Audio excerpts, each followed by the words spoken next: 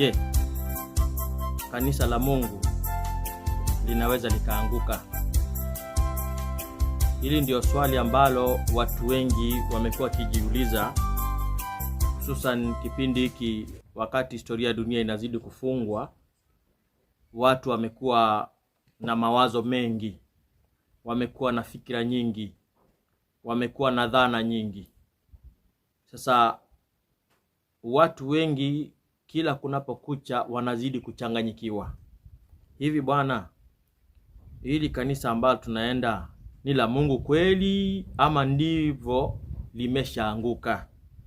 Hii ni katika sehemu ya kwanza ambayo ningependa tuangalie kidogo katika roho ya nabii na katika maandiko matakatifu, tupate kujiuliza. Maana unaposoma kitabu kile cha Matendo ya Mitume, kitabu cha Matendo ya Mitume, nataka tusome pale kwa uchache tu. Acts of the Apostles, Matendo ya Mitume, sura yake ni 20, aya yake ni 28. Andiko linasema hivi, Matendo ya Mitume 20:28 nasema, jitunzeni nafsi zenu na lile kundi lote nalo ambalo Roho Mtakatifu ameweka ninyi kuwa waangalizi ndani yake, mpate kulilisha kanisa lake Mungu alilolinunua kwa damu yake mwenyewe. Kwa hivyo ukiangalia katika maandiko yanakubaliana kwamba kanisa la Mungu ni moja. Mungu ako na kanisa moja tu katika ulimwengu.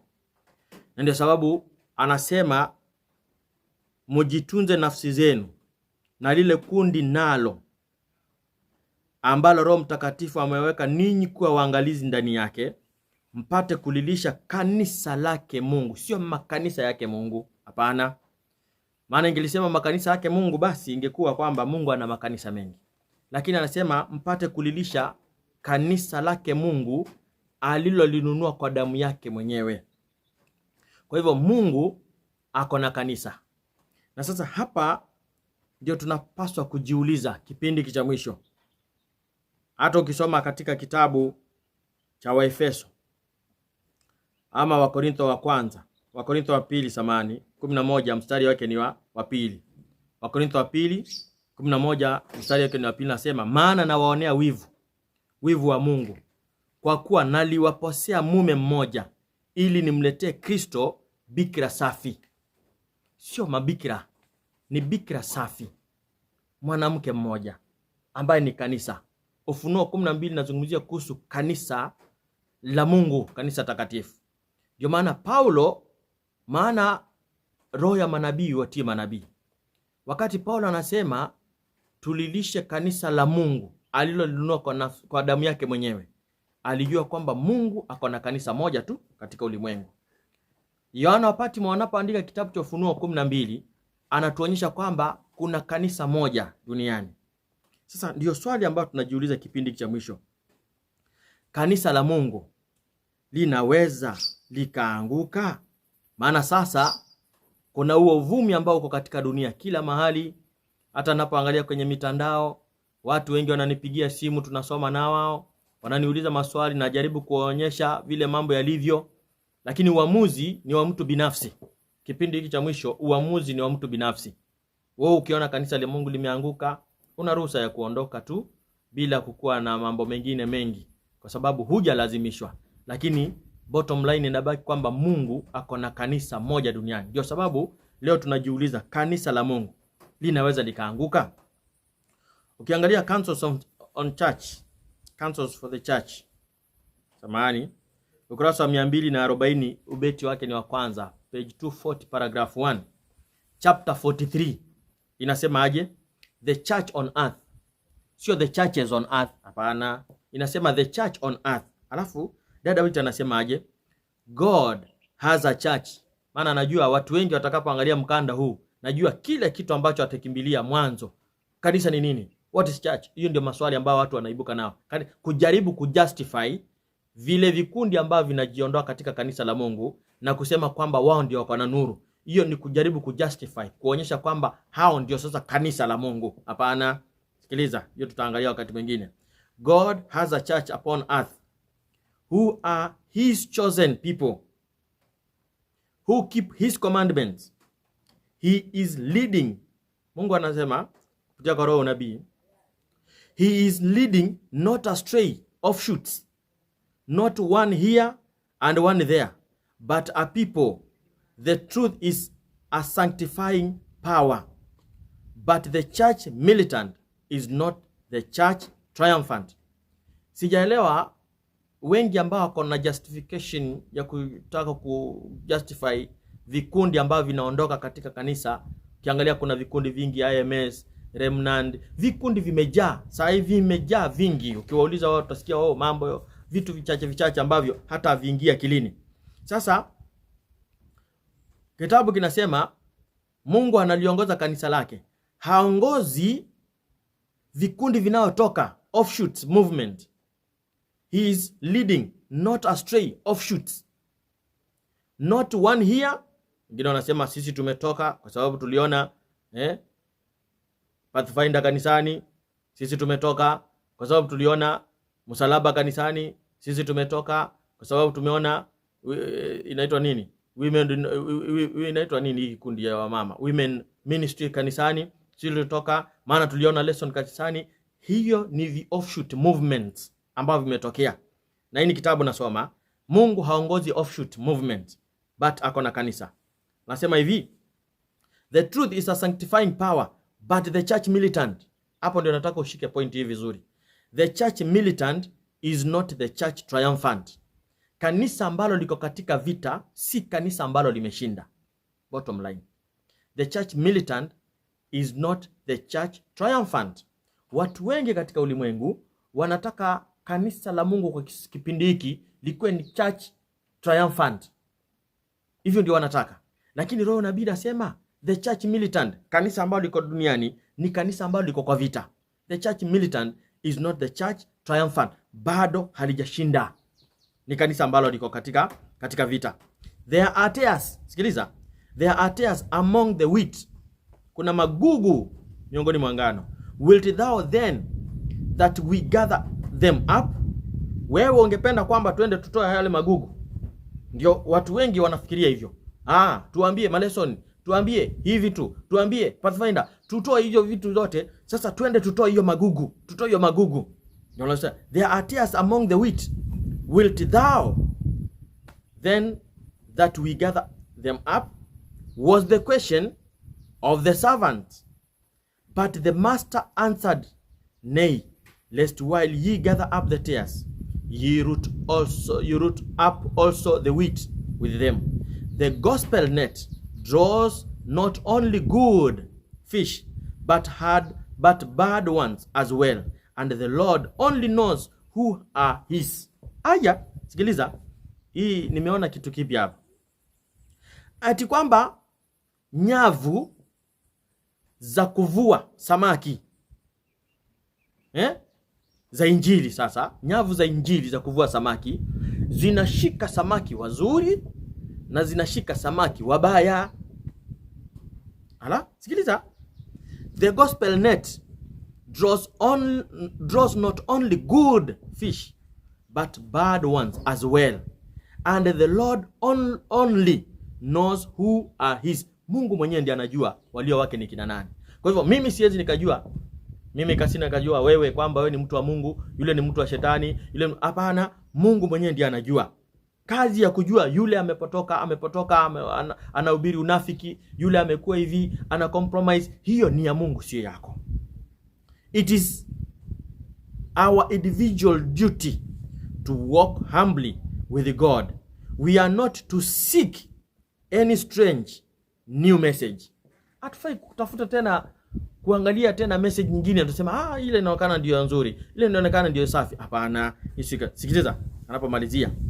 We are not to think that the chosen ones of God who are trying to walk in the light compose of Babylon. Watu wengi wameibuka wanasema kanisa la Mungu, kanisa la Adventist wa Sabato, Seventh Day Adventist, kutoka General Conference paka local church limekuwa Babylon, linaongozwa na Babeli. Unajua vitu vingine ni vya kufikiria. We are not to think that the chosen ones of God who are trying to walk in the light compose of Babylon. Wote tunajaribu kutembea katika nuru, Hakuna mwanadamu aliyekamilika, hata mmoja, hakuna. Nionyeshe mmoja. Maandiko yanasema wote wamefanya dhambi na kupungukiwa na utukufu wa Mungu. Sikiliza, bado tuko katika kitabu. Although, maana wengi wataanza kusema lakini Kasina, unapozungumza hivi si tunaona mapathfinder, na unapozungumza hivi si tunaona misalaba, unapozungumza hivi si tunaona chaplain, si tunaona hii, si tunaona hii. Sikiliza, kitabu kinasema aje? Hiyo ni paragraph 3, inasema hivi: although there are evils existing in the church, ijapokuwa kuna maasi na maovu ambayo yako ndani ya kanisa, yanaendelea katika ndani ya kanisa. Although there are evil existing in the church and will be until the end of the world, itakuwepo mpaka mwisho wa dunia, maovu yatakuwepo. Although there are evil existing in the church and it will be until the end of the world, the church in these last days is to be the light of the world that is polluted and demoralized by sin. The church enfeebled and defective, needing to be reproved, warned, and counseled, is the only object upon earth which Christ bestows his supreme regard. The world is a workshop in which, through the cooperation of human and divine agencies, Jesus is making experiments by his grace and divine mercy upon human hearts. Hiyo statement hata hitaji tena ifafanuliwe. Nafikiri umeisikiliza vizuri. Mungu ako na kanisa moja tu katika ulimwengu. Hana makanisa mengi. Hana makanisa. Sikiliza hapa. Kitabu kinasema aje? Hiyo kitabu, Ubeti wa 4. Ningependa usome hiyo chapter yote. God has a distinct people, a church on earth, second to none, but superior to all in their faculties, to teach the truth, to vindicate the law of God. God has divinely appointed agencies, men whom he is leading, who have borne the heart and burden of the day, who are cooperating with heavenly instrumentalists to advance the kingdom of Christ in our world. Let all unite with these chosen agents and be found at last among those who have the patience of the saints, who keep the commandments of God and have the faith of Jesus. Bwana Yesu asifiwe sana. Amen. Angalia, Mungu amepeana kanisa lake katika dunia, litafanya kazi. Na mwenyewe anazungumza, anasema kanisa la Mungu katika dunia kipindi cha mwisho ni kanisa ambalo liko vitani, si kanisa ambalo limeshinda. It is church militant, not church triumphant. But many, kipindi cha mwisho, wanataka kulazimisha kanisa la Mungu likuwe ni kanisa ambalo limeshinda. Sikiliza. Sasa, kwa sababu kwa mawazo ya wengi, hii kanisa la Mungu lilikuwa la Mungu, sasa limeharibika, imeingiwa Babeli, imekuwa hivi, wameleta uchafu, wameleta uasi, hivi vitu vyote, tutafanya kitu gani? Tunasema hapana, option tufanye ni tutoke, tuanzishe makanisa mengine nje, independent churches. Kwa roho unabii hakuna, labda uniletee leo, but independent ministries zipo, lakini independent churches hakuna. Wanasema twende tuanzishe zetu, zikuwe huko nje, twende tukae huko, sisi ndio watakatifu, sisi ndio tuko hivi. Sikiliza vile dada White anazungumza katika Selected Messages book 2, page 390, paragraph 2. Selected Messages book 2, page 390, paragraph yake ni ya pili. Inasema no need for fear. Ufai kuogopa chochote. Na kwani hii malesoni sasa venye imeletwa hivi, tufanye ni kitu gani? Unaambia no need to fear. Sasa hivi Pathfinder vile imekuja, tufanye nini? No need to fear. Kwa nini? There is no need to doubt. Unaambiwa hivi, there is no need to doubt, to be fearful that the work will not succeed. Ufai kuogopa chochote. God is at the head of the work and he will set everything in order. Mungu mwenyewe ataweka kila kitu mahali pake. If if matters need adjusting at the head of the work. Anasema unajua kwanza general conference imeharibika, imekuwa hivi. If matters need adjusting at the head of the work, God will attend to that and work to right every wrong. Mungu mwenyewe ndiye atafanya hiyo, si mwanadamu. To right every wrong.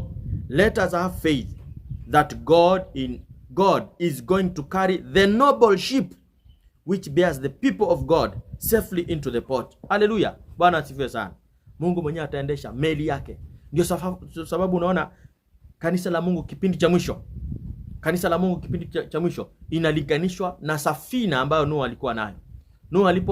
Dunia ilipokuwa imeingia katika uasi, imeingia katika vitu vya hatari, Mungu akalete mpango wa wokovu, akamwambia Nuhu ajenge safina. Na Nuhu ujumbe wake ulikuwa ni watu wajiokoe, watoke katika dunia, waingie katika safina ili wakapate kujiokoa. Nuhu kazi yake ilikuwa ni kuita watu watoke nje, waingie katika safina, wajiokoe. Watu si walikataa? Kama tena kipindi cha sasa, watu walikataa. Maana Mungu ndiye alikuwa aendeshe ile safina, aifikishe mpaka waokoe watu wake. Lakini watu wakakataa. Punda ndio waliingia, nguruwe ndio waliingia, konokono ndio waliingia, chameleon, kobe ndio waliingia katika safina. Watu wa Mungu wakakataa. Kanisa la Mungu kipindi cha mwisho linalinganishwa na safina ya Nuhu. Kazi yetu wahubiri ni kuhubiria watu watoke katika giza, waingie katika safina ambayo ni kanisa la Mungu. Wewe uliona mahali Nuhu alikuwa anaambia watu, njooni muingie katika safina. Lakini mjue katika safina kuna nguruwe, kuna mnyama najis. Ingia katika safina ujiokoe nafsi yako, lakini ujue katika safina kuna ngamia, mnyama najis. Ingia katika safina, lakini ujue kuna nyoka kule ndani. Hiyo iko kazi ya Nuhu. Kazi ya Nuhu ilikuwa ni kuita watu watoke katika giza, waingie katika safina. Kipindi chetu ni kuita watu watoke katika dunia, waingie katika kanisa, mahali Mungu mwenyewe atachukua charge na kuongoza watu wake na kuwarekebisha na kuwasafisha. Lakini sisi tunataka kusaidia Mungu kazi, kuambia wewe tokeni kwa giza, muingie. Lakini hata mkiingia hivi, mjue kuna Pathfinder huko ndani, mjue kuna adventure huko ndani, mjue kuna chaplains, mjue kuna women ordination. Hiyo sio kazi yako. Kazi yetu ni kutangaza na kuita watu watoke kwa giza, waingie katika safina. Hiyo ndio ilikuwa kazi ya Nuhu. Na ndio kazi ya wahubiri kipindi cha mwisho, kuita watu watoke katika giza, waingie katika nuru, waingie katika kanisa la Mungu, sio makanisa. Sasa hii tumechukua kipindi cha kusaidia kuambia watu, mbona unahubiri hivi? Na mbona uambii watu kuna Pathfinder huko ndani? Hiyo sio kazi yako. Kazi yangu ni kuhubiria watu watoke kwa giza, wamjue Mungu. Wakiingia ndani, kitabu kinasema, roho ya unabii inazungumza, inasema namna gani? God will take charge na ata right every wrong. Kila kitu ambacho kimeharibika, Mungu mwenyewe atakitekeleza na atakirekebisha na atakiweka mikononi mwa watu wa Mungu, na watu wa Mungu wataelewa. Kwa hivyo Mungu ako na kanisa na linafananishwa na safina. Ndio Yesu akasema siku za mwisho, kama ilivyokuwa wakati wa Nuhu, hivyo ndivyo itakavyokuwa kipindi cha mwana wa Adamu. Watu wa kipindi cha Nuhu walikuwa wakifanya nini? Walikuwa wakila na kunywa, wakioa na kuolewa, mpaka ile wakati mvua ilinyesha ikawaangamiza wote. Na akasema hivyo ndivyo itakavyokuwa kipindi chake. Kipindi chetu ni kuita watu watoke katika giza, watoke katika Babylon na kuingia katika kanisa la Mungu. Lakini saa hii watu tumeanza kugeuza kibao. Tunaanza kuonyesha watu katika dunia, unajua SDA, Seventh-day Adventist imekuwa Babylon. Mungu hajakupatia hiyo nafasi. Tutakusomea katika tunapoendelea. Sikiliza. Lakini kwa sababu watu wamekuwa na kutokuelewa sana na kusema kwamba hapana, maana najua kuna wale watasema hapana, hiyo statement haimaanishi hivyo, hii statement inamaanisha hivi. Haya, utaanza kuweka doubt kwa kila kitu. Dada wetu ameonya mapema katika kitabu kinaitwa Testimonies for the Church volume 5 ama 5T page 98, paragraph yake ni ya pili. Anasema hivi, I know your danger.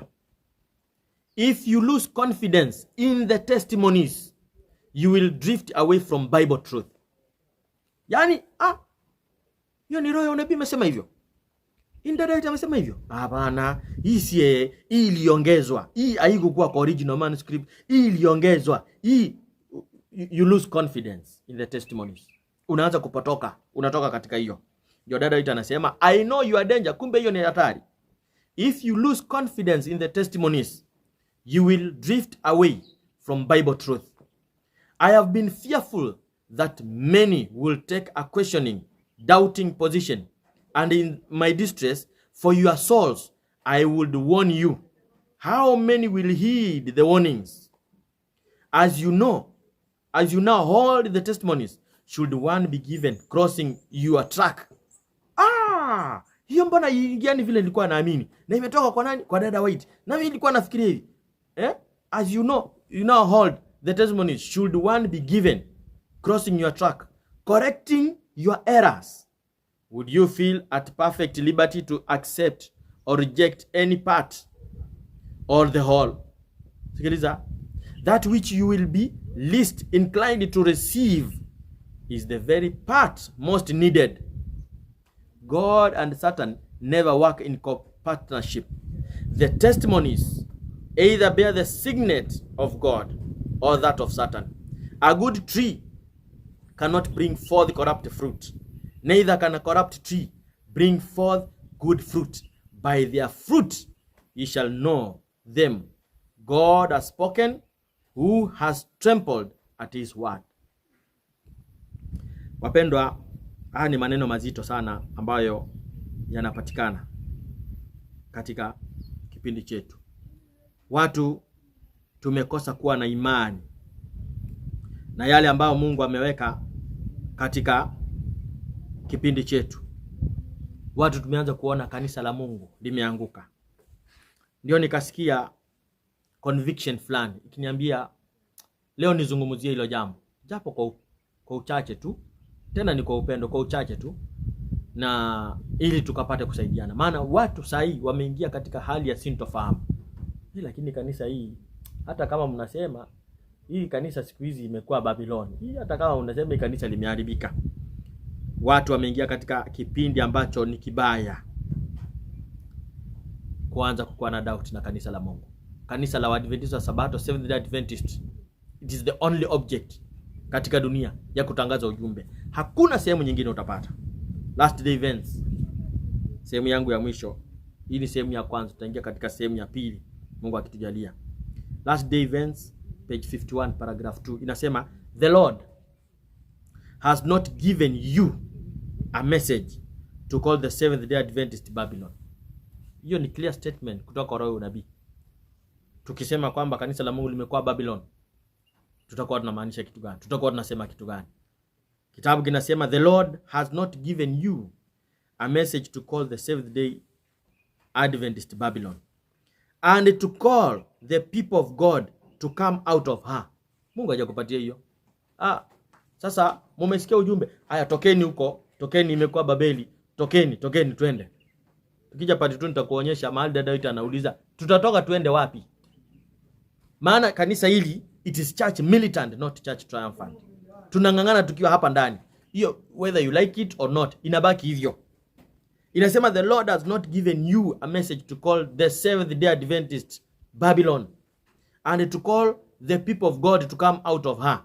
All the reasons you may present cannot have weight with me on this subject, because the Lord has given me decided light that is opposed to such message. Kanisa la Mungu haliwezi kuwa Babylon. Kanisa la Mungu litasimama. Kwa sababu maandiko akasema kanisa la Mungu amelinunua kwa damu yake mwenyewe. Ni ombi langu kwamba Mungu akusaidie. Mungu anisaidie. Tunapopeleka ujumbe huu, atujalie neema, atujalie nuru ya kuweza kutangaza ujumbe wake jinsi mapenzi yake yalivyo. Bwana akulinde, Bwana akuhifadhi, Bwana akubariki. Tukutane katika sehemu nyingine. Katika Bwana tunakuomba katika wakati huu. Watoto wako tumeweza kuzungumza machache, na ninajua kwamba maswali yanaenda kuibuka mengi, na kwamba Bwana ukatujalie nafasi ya kuweza kuyajibu sawa sawa na mapenzi yako. Zaidi ya yote ukifundisha watoto wako wakapate kujua uko na kanisa moja peke yake katika dunia ambalo ni chombo umekieka cha kutangaza ujumbe kipindi cha mwisho, historia dunia inapofungwa, na kuita watu watoka katika Babylon na kuingia katika kanisa lako. Jina lako litukuzwe kwa sababu ya utaratibu ambao umepatia kanisa lako kutokea General Conference mpaka kanisa la mahalia, local church. Jina lako litukuzwe. Tumia watoto wako wanaotangaza ujumbe wako, uwabariki, waongoze, uhifadhi. Mapenzi yako yatimizwe katika Kristo tunaomba tukiamini. Amen. Barikiwa sana.